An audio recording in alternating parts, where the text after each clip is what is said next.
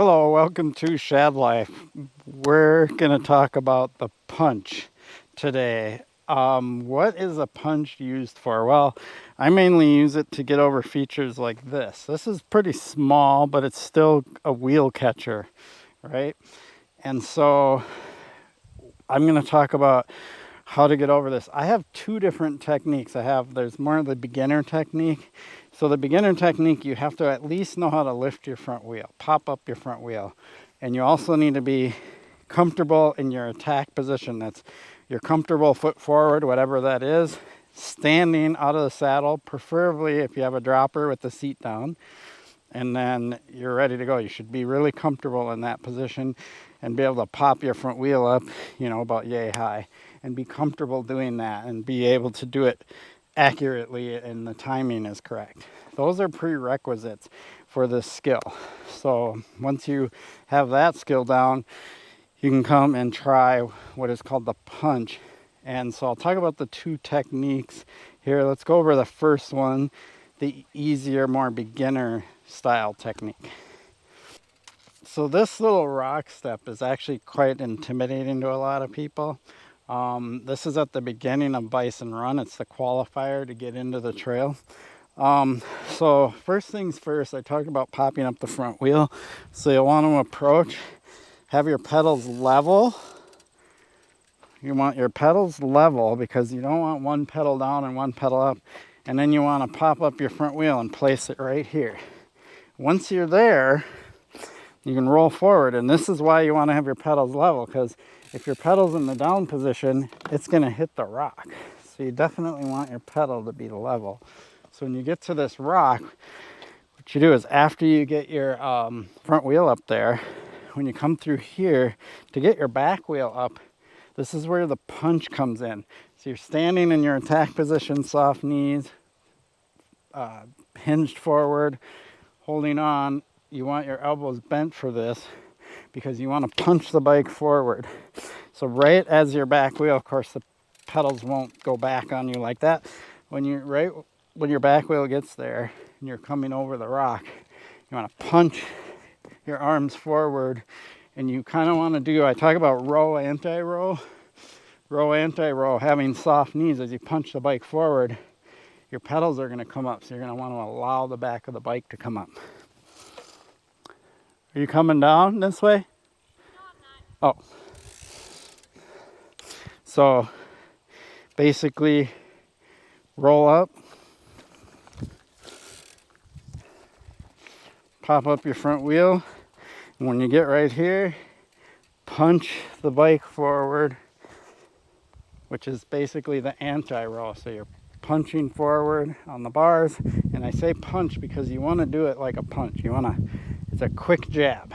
That's why we call it a punch. It's not a slow, gradual movement. It's a punch. So I'll go ahead and demonstrate really quick.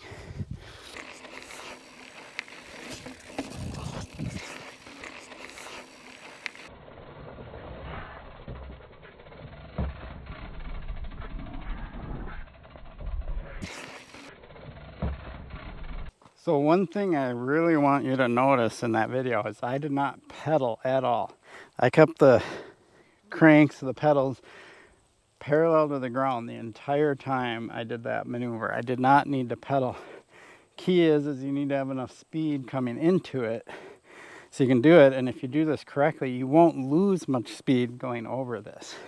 So you don't need to pedal to get over it. And as a matter of fact, if you try to pedal, you're very likely just going to smack your pedal on the rock. So it's much safer to learn how to do this in keeping your pedals level, which is why it's key to know how to pop up the front wheel while coasting, standing, and not pedaling. Because a lot of people, the only way they can get their front wheel off the ground is by doing a torque pedal, and that's just not the way you want to do it. You want to be able to pop your front wheel up. So if you're curious to know how that is, I have a video on that right up there in the corner. Go watch that video on how to pop up the front wheel. I actually have a couple of them, I believe, but I'll put the one that I think is better up there. It's a little older video, but it's pertinent. Let's talk about the second technique, and this is the one that I generally use because I want to keep my speed even more. Okay, this one is a little more advanced. Basically, I do all the steps that I just showed you in the regular punch.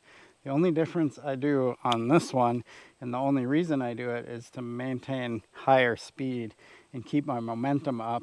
And also, I don't personally like smacking my back wheel into things. I just don't like doing it because then you risk possibly damaging your rim, stuff like that, depending on the size of the rock or the up or whatever, right? So I'll show you this one. So basically, as I approach, I'm in that attack position. My favorite pedal forward, my more comfortable pedal forward, just like before. Really no different. I pop up my front wheel and place it right on the rock, just like before. This is where it's different. As soon as my front wheel hits the rock, I do a two-wheel hop, not a regular bunny hop where I go front to rear wheel. I do both wheels at the same time. I do a two-wheel hop and do the punch while I'm in the air. And then I'll land like right here and keep going. It's more advanced, but it's much quicker and smoother and doesn't take that much effort. I had to let some riders through because I'm on an active trail. So yeah, basically, once I do that hop, I land up here, and then I can just keep my momentum up. It's a lot faster, a lot smoother. I don't worry about dinging my rim or anything like that. So let me show you what that looks like.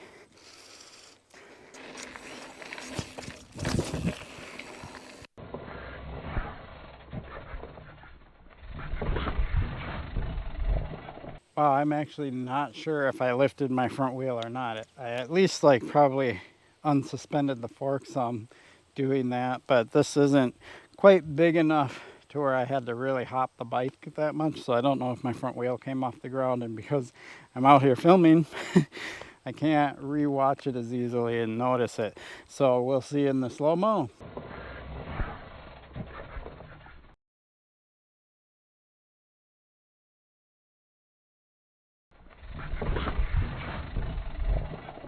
But either way, I did the same motion. Front wheel, as soon as it landed, I just popped the bike and pushed and did that punch. So two different techniques. Just keep in mind, this has a little bit of a rounded edge, so it's not bad. And as long as you're running proper air pressure and things like that, you shouldn't have a problem, flat spotting or dinging your rim, or if you run tubes, pinching a tube. But you do want to be aware of that, which is why I prefer to do the hop. Generally, I'm going a lot faster too, and if I'm going fast, I don't want to just hit my rim into stuff like that. Going slower speeds, it's not as abrupt of a thing, and you can actually do this at a slower speed. You definitely want to have some momentum, but if you do that punch at the right time, that's going to get your back wheel up and over, and you won't have a sudden jerking slow down from that. So there you have it. I really hope this helps you get over features like this. I've actually seen a few people come through to go on this trail while I've been filming, and not a single one of them rode over this. So this is definitely something that I hope those of you that can't ride a feature like this watch this video and learn from it, so you can conquer something like this. Because really, this is a really good skill to have if you're going to ride mountain bikes. I appreciate your support from my channel. Please like and subscribe. Peace. See ya. I'm going to go ride Bison Run now.